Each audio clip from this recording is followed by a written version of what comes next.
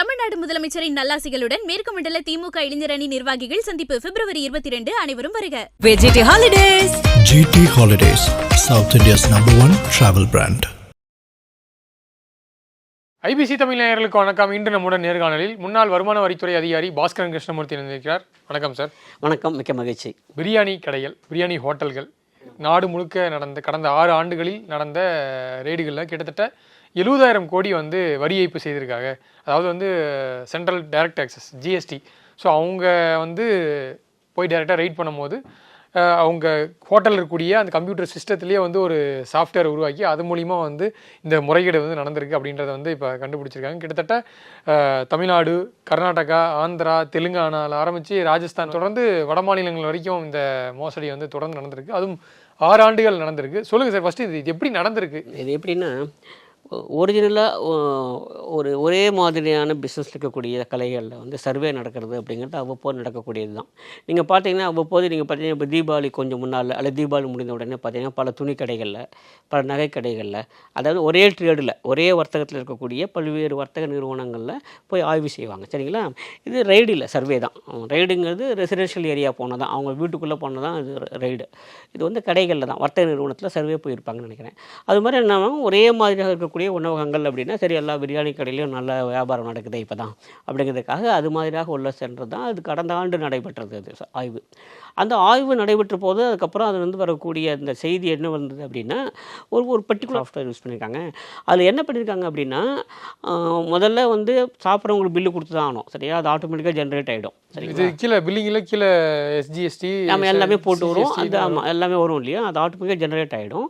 So எல்லோரும் நம்மளாம் என்ன நம்பிக்கிட்டு இருக்கோம் அப்படின்னா, அதனால் அது ஆட்டோமேட்டிக்காக ஜிஎஸ்டி கணக்கில் போயிடும். சாப்பிட்ற வராங்களே பப்ளிக்கிட்ட இருந்து, அவங்ககிட்ட ஜிஎஸ்டி கலெக்ட் பண்ணிட்டாங்க.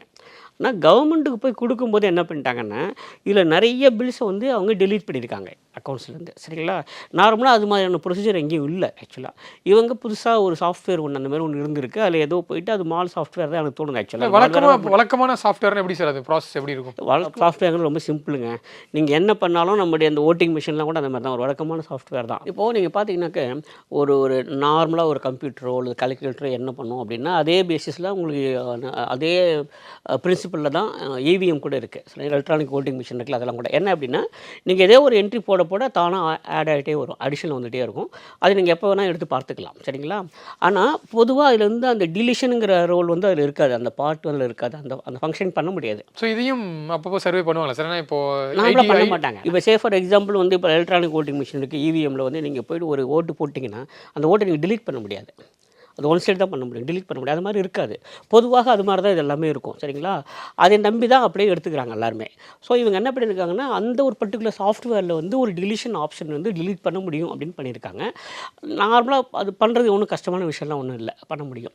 ஆனால் இதில் என்ன பண்ணுறாங்கன்னா, மாசாக டிலீட் பண்ண முடியுங்கிற மாதிரியான ஒன்று வச்சு இந்த மாதிரி ஒரு சாஃப்ட்வேர் யூஸ் பண்ணி முதல்ல பில்லு ஜென்ரேட் பண்ணிடுறது, அவங்கள கொடுத்துடுறது. அதுக்கப்புறம் அது time of submission of accounts, அதுக்கு முன்னால் என்ன பண்ணாங்க, நிறைய பில்ஸ் அதுலேருந்து எடுத்து, ஸோ தட் நமக்கு டேர்ன் ஓவர் கம்மியாக காட்டும், அவ்வளோ வருமானம் இல்லைங்கிற மாதிரி காட்டும். எனக்கு என்ன சந்தேகம்னா சார், இது பிரியாணி கடைகளில் மட்டும், பிரியாணி ஹோட்டல்ஸில் மட்டும் தான் நடந்திருக்கா, இல்லை வெவ்வேறு செக்டாரில் இப்போ நீங்கள் சொன்ன மாதிரி துணி கடைகள் இருக்குது, நகை கடைகள் இருக்குது, இன்னும் ஒவ்வொரு துறைகள்லேயும் நிறைய கடைகள் இருக்குது. ஸோ அங்கே நடக்கிறதுக்கான வாய்ப்புகள் இருக்கா? ரொம்ப எக்ஸலண்ட், பிரில்லியன்ட் கொஸ்டின், டவுட்டே கிடையாது. ஆனால் இதில் என்ன அப்படின்னா, பொதுவாக இந்த ஒரு சாஃப்ட்வேர் இந்த ட்ரேடில் தான் அவங்க யூஸ் பண்ணியிருக்காங்கன்னு தான் பார்த்துருக்காங்க. ஆக்சுவலாக வேறு எங்கே பண்ணியிருந்தாலும் அதையும் பண்ண தான் பார்க்க தான் போவாங்க. ஆனால் அப்படிலாம் விட்டுற மாட்டாங்க. சரிங்களா? இப்போ இதே கொஸ்டின் டிபார்ட்மெண்ட்டுக்கும் வந்திருக்கும். சரிங்களா? அப்போ பார்ப்போம் இதே மாதிரி சாஃப்ட்வேர் எங்கெல்லாம் யூஸ் பண்ணியிருக்காங்க, இது மாதிரியான ஒரு மால் ஃபங்க்ஷன் பண்ணுற மாதிரி, அல்லது தெரிஞ்ச வேணுமுன்னே ஒரு மேனிபுலேட்டிவ் ஃபங்க்ஷன் பண்ணுற மாதிரி எப்படி இருக்கும் அப்படின்னு பார்க்குறதுக்கு நிச்சயமாக எல்லா ட்ரேட்லையுமே பார்த்துருப்பாங்க. அதில் நமக்கு கிடைத்த தகவலின்படி இந்த ஒரு ட்ரேடில் தான் அது பண்ணியிருக்காங்க. ஆக்சுவலாக பொதுவாக எந்த ட்ரேடரும் அப்படி பண்ணுறது இல்லை பொதுவாக. சரிங்களா? அதாவது வருமானத்தை குறைத்து காட்டுவது என்பது, விற்பனையை காட்டாமல் இருப்பது அப்படிங்கலாம் இருக்கும்.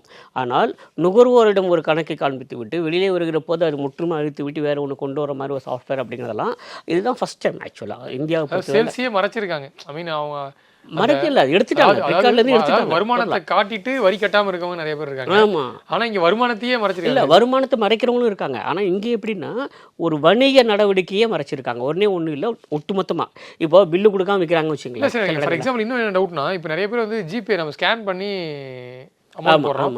ஸோ அது டைரெக்டாக வந்து அவங்க வங்கி கணக்கு தான் போகும். ஆமாம். ஸோ அப்படி போகும்போது அது ஈஸியாக வந்து ஆட்டோமேட்டிக்காக நீங்கள் ஒரு பேங்க் அக்கௌண்ட்டில் போய் ஒரு பணம் விழுதுன்னா அது ஆட்டோமேட்டிக்காக கணக்கில் வந்து தானே ஆகும். இல்லை இது எப்படி நடந்திருக்கும் அப்படின்னா, பில்லிங்கிறது ஒரு தனி ப்ராசஸ் ஆகும், கேஷ் வாங்குறது வேறு ப்ராசஸாகவும் இருக்கும். இப்போ நீங்கள் பில்லு போட்டிங்க, கேஷாக கொடுத்து வாங்க மாட்டாங்களா என்ன?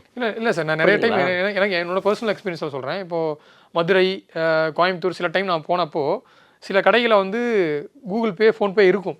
ஆனால் அவங்க எங்ககிட்ட கேஷாக டிமாண்ட் பண்ணுவாங்க. ஏன் கேஷாக கேட்குறீங்க அப்படின்னா, இல்லை சார் ஜிபே ஒர்க் ஆகாது. அப்போ நான் நிறைய பேர் விசாரிக்கும் போது சொன்னாங்க, இல்லை அவங்க வந்து இந்த மாதிரி ஒரு சில கணக்குகளை வந்து மறைக்கிறதுக்காக அவங்க கேஷாக வாங்குறாங்க. அவங்க ஜிபே இருந்தாலும் ஏன் அக்செப்ட் பண்ணுறது இல்லைன்னா அவங்கள இந்த மாதிரியான விஷயங்கள் நடக்கிறதுக்கான வாய்ப்புகள் இருக்குன்னு சொல்லிட்டு நான் தமிழ்நாட்டிலேயே இப்போ கோயம்புத்தூர் பெருநகரங்களில் நிறைய ஹோட்டல் பாருங்களேன்.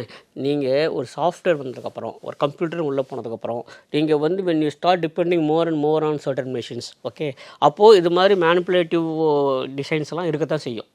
மோசடிக்கான அத்தனை வாய்ப்புகள் அங்கே இருக்கத்தான் செய்யும், இல்லாமல்லாம் இல்லை, நிச்சயமாக இருக்கும். அது வந்து முற்றிலுமாக யாரும் மறுக்கவே முடியாது. ஆனால் பொதுவாக அது நடைமுறை இல்லை, செயல்பாட்டில் இல்லை. இப்போ நீங்கள் சொன்னீங்க இல்லையா, பில்லு கொடுக்குறாங்க, அவங்க வந்து ஜிபே வேண்டாம், கேஷாக வாங்குறாங்க அப்படிங்கிறது வந்து அந்த பில்லு வந்து அக்கௌண்ட் ஆகிருக்கும். புரியுங்களா? இவங்க வாங்குகிற பணம் வேணும்னா வங்கி கணக்கில் போகாமல் கேஷாக வாங்கியிருக்கலாம். ஆனால் அது டேர்ன் ஓவரில் அக்கௌண்ட் ஆகிருக்கும். ஏன்னா அந்த பில்லு வந்து பிரிண்ட் ஆகும்போது ஆட்டோமேட்டிக்காக அது தெரிஞ்சிடும். இங்கே என்ன நடந்திருக்குன்னா, பிரிண்ட் ஆன பில்லையே டேர்ன் ஓவர்லேருந்து எடுத்துட்டாங்க. ஆக்சுவலாக அது விற்பனை ஆகாத மாதிரி. இது எப்படி அப்படின்னா, பில்லே இல்லாமல் விற்பனை செய்கிற மாதிரி தான். சரிங்களா? எத்தனையோ கடைகள் நீங்கள் பார்த்தீங்களா, பில்லு போட வேணும் சார், பில்லோட வேணுமா, பில்லு எல்லாமே வேணுமா அப்படிலாம் கேட்குறாங்க இல்லையா? அப்போ பில்லு இல்லாத செய்கிறதுல வந்து அன்அக்கௌண்டட் டோன் எப்படி கேட்பாங்க சார், நார்மல் பில் வேணுமா இல்லை ஜிஎஸ்டி பில் வேணுமான்னு கேட்குற கடைகள் அந்த மாதிரிலாம். அதுதான் இதெல்லாம் எப்படின்னா, அந்த பில்லே வேறு. இங்கே எப்படின்னா, பில்லு வந்து ரொம்ப பிரமாதமாக எல்லாம் ரொம்ப பர்ஃபெக்டாக பண்ணியிருக்காங்க எல்லாமே. அதை காண்பிச்சு ஜிஎஸ்டிலாம் வாங்கியிருக்காங்க. ஆனால் அந்த பில்லை வந்து டோட்டலாக வந்து சிஸ்டம்லேருந்தே ரிமூவ் பண்ணியிருக்காங்க. சரிங்களா? அதாவது பில்லு காட்டாமல் இல்லை, சிஸ்டம்லேருந்தே ரிமூவ் பண்ணியிருக்காங்க. ஆக்சுவலாக சிஸ்டம்லேருந்தே ரிமூவ் பண்ணியாச்சுன்னா அப்புறம் யாருக்கு தெரிய போகுது? இல்லை, எனக்கு இந்த இடத்துல இன்னொரு சந்தேகம் சார். இது வந்து ஒரு ஷார்ட் டேர்மில் நடந்திருக்கு அப்படின்னா ஒரு ரீசனபுளாக இருக்கும். இது கிட்டத்தட்ட 6 ஆண்டுகள் நடந்திருக்கு. ஒரு ஸ்டேட்டில், பர்டிகுலர் ஸ்டேட்டில் மட்டும் நடக்கல. என்னென்ன ஸ்டேட்டில் நடந்திருக்குன்னா, தமிழ்நாடு, ராஜஸ்தான், குஜராத், கர்நாடகா, தெலுங்கானா, இப்படி ஆந்திரா, இப்படி இப்போ நீண்டுகிட்டே போகுது. ராஜஸ்தான், குஜராத் வரைக்கும் நடந்தது. இப்படி நடக்குதுன்னா ஒரு 6 ஆண்டுகளாக ஒரு லாங் டேர்மில் நடக்குதுன்னா, இதை வந்து ஜிஎஸ்டி அதிகாரிகளோ இல்லை வந்து ஐடி அதிகாரிகளோ வந்து கண்காணிக்க தவறிட்டாங்களா இல்லை இப்பதான் கண்டுபிடிச்சிருக்காங்க? இல்லை, அது வந்து கண்காணிக்க தவறிட்டாங்கன்னு சொல்ல முடியாது. ஏன்னா தமிழில் ஒரு பழமொழி உண்டு, பல நாள் திருடன் ஒரு நாள் அகப்படுவான் அப்படின்னா, அது ஏன் பல நாள் கழிச்சு தான் அகப்படுவானா, அது அப்படி தான். சரிங்களா? என்றைக்குமே எந்த ஒரு திருடுத்தனமுமே வந்து எடுக்கும் போதே எடுப்புலேயே முதல் நாளே கிடைக்கிறது இல்லை. சரிங்களா? அதுக்கு வந்து பாசிபிலிட்டியும் கிடையாது. அதனால் ஏதாவது ஒரு இடத்துல எப்படியாவது வந்து மாட்டுவாங்க அப்படிங்கிறத தான் அந்த பழமொழி அதுதான் சொல்லுது. பல நாள் திருடன் ஒரு நாள் அகப்படுவான் அப்படிங்கிறதுக்கு ஒரு நாள் திருடன் முதல் நாள் அகப்படுவான்லாம் கிடையாது. அப்போ அதுக்கு என்ன அர்த்தம் அப்படின்னா, அந்த சிஸ்டம் வந்து எல்லாமே நம்புகிறாங்க. நீங்களாக இருந்தாலும், நானாக இருந்தாலும், யாராக இருந்தாலும், ஒருவர் வந்து ஒரு கணக்கு கொடுக்குறாரு, இதுதான் இவ்வளோ தான் டர்ன் ஓவர், எனக்கு இவ்வளோ தான் வருமானம் அப்படிங்கும்போது, பேசிக்காக நம்முடைய எதிர்பார்ப்பு என்ன அப்படின்னு, சட்டம் என்கிட்ட என்ன எதிர்பார்க்குது அப்படின்னா, நான் முழுசாக உங்களை நம்புகிறேன். எடுத்தோடனே சந்தேகக்கனோட பார்க்குறது இல்லை. நல்லா ஞாபகம் வச்சுக்கோங்க. வருமான வரித்துறையாக இருக்கட்டும், அல்லது ஜிஎஸ்டியாக இருக்கட்டும், வேறு அமலாக்கத்துறையாக இருக்கட்டும், எந்த ஒரு என்ஃபோர்ஸ்மெண்ட் ஏஜென்சியாக இருந்தாலும் சரி, அல்லது வேறு ஒரு அரசு நிறுவனமாகவோ அரசு துறையாக இருந்தாலுமே வருகிறவரை வந்து எடுத்தோடனே சந்தேகக்கண்ணோட பார்க்குறது இல்லை. யார் ஒருகிட்ட என்ன சொல்கிறாங்களோ அது முழுவதுமாக நம்பி அப்படியே ஏற்றுக்கொள்கிறோம். அதுதான். அதுக்கப்புறம் போக போக ப்ராசஸ் பண்ணும்போது, இல்லை எங்கேயாவது இன்ஸ்பெக்ஷன் போகும்போது, சர்வே நடக்கும்போது, சர்ச் நடக்கும்போது, அதான் ரைடுங்கிறது, அந்த மாதிரி நடக்கும்போது அப்போது வெளிவருகிற தகவல் மூலம் தான் நமக்கு இந்த தவறுகள்லாம் வெளிவரும். சரிங்களா? அதனால் அரசு நிர்வாகம் எப்படி செயல்படும் அப்படின்னா, அரசின் நிர்வாகத்துக்குள்ளே யார் வருகிறாரோ அவர் தருகிற தகவல்களை உண்மையாக அப்படியே ஏற்றுக்கொள்வது தான் அரசுடைய வேலை. அப்புறம் தான் இதெல்லாம் நீங்கள் சொல்கிற அந்த இன்வெஸ்டிகேஷன் ப்ராசஸ்லாம் பின்னால் தான் வருது. அதனால் இத்தனை ஆண்டுகள் ஆகின்றன. ஒன்று. இரண்டாவது, மீண்டும் சொல்கிறேன், எடுப்பில் எந்த ஒரு குற்றமுமே அந்த ஃபஸ்ட் ஷாட்லேயே கிடைக்காது. ஆக்சுவலாக எனக்கு கிட்டத்தட்ட இதுவே வந்து 1,70,000 ஹோட்டலில் வந்து எல்லாம் சிறு ஹோட்டல்கள் தான், எல்லா சிறு ஹோட்டலும் எல்லாம் கலந்து போட்டுருக்காங்க. ஆனால் அந்த எண்ணிக்கை ரொம்ப அதிகமாக இருக்குமோன்னு எனக்கு தோணுது. ஆக்சுவலாக இதோட என்ன கவுண்ட் அதிகமாக இல்லை அந்த ஹோட்டல்கள் எண்ணிக்கை அதிகமாக தரப்பட்டிருக்கிறதோன்னு எனக்கு தோணுது. ஆக்சுவலாக அந்த அளவுக்குலாம் இருக்கும்னு எனக்கு தோணலை. இது வந்து ஒரு 2 லட்சம் டிரான்சாக்ஷன் வந்து அவங்க அனலைஸ் பண்ணியிருக்காங்க. ஆமாம், அத்தனை டிரான்சாக்ஷன் அனலைஸ் பண்ணியிருக்காங்க.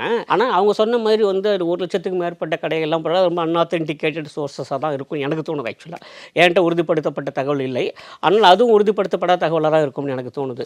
ஏன்னா அத்தனை கடைகளிலிருந்து வந்து ஸ்டாட்டிஸ்டிக்ஸ் எடுத்திருப்பாங்க, அத்தனை கடைகள் இருக்கும் அப்படிங்கிறலாம் கூட எனக்கு பெரிய நம்பிக்கை இல்லை. ஆக்சுவலாக சர்வேக்குள்ளே வருஷத்துக்குள்ளே இத்தனை கடைகள் கொண்டு வந்திருப்பாங்களா அப்படின்னு. ஏன்னா உங்களுக்கு நீங்கள் பார்த்தீங்கன்னாக்கா பிரியாணி கடைகளில் 2 வகைகள் இருக்குது. நீங்கள் பார்த்தீங்கன்னா தெரியும். ஒன்று வந்து ஒரு முறையாக ஒரு ரெஸ்டாரண்ட் மாதிரி நிலையான ஒரு இடத்துல வச்சுக்கிட்டு நடத்தக்கூடியது, ஒரு பிராண்ட் நேம் வச்சு ஒரு கடை வச்சு அந்த மாதிரி ஃப்ரான்ச்சைஸோட நீங்கள் சொல்கிற மாதிரி பெருசாக நடக்கிறது.